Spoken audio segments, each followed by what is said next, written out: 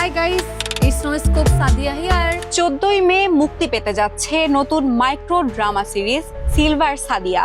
Cinema ওয়ালার Facebook পেজে প্রকাশিত হতে যাওয়া এই সিরিজকে ঘিরে ইতোমধ্যেই শুরু হয়েছে নানা আলোচনা।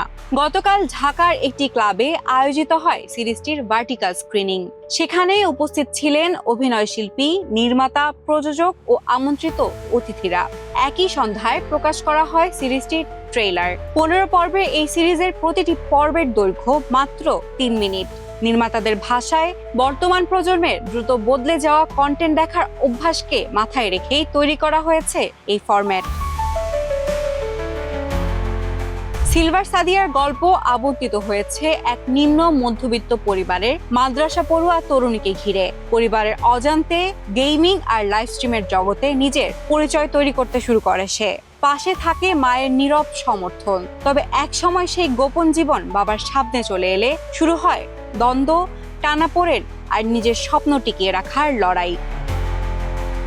সাদিয়া চরিত্রে অভিনয় করেছেন সাদিয়া আয়মান। তার ভাষায় ছোট ছোট পর্বে গল্প বলার এই অভিজ্ঞতা ছিল একেবারেই নতুন।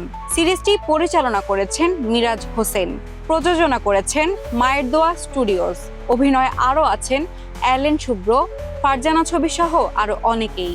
বিশেষ একটি চরিত্রে দেখা যাবে কন্টেন্ট ক্রিয়েটর রাফসান্দা ছোট ভাইকে।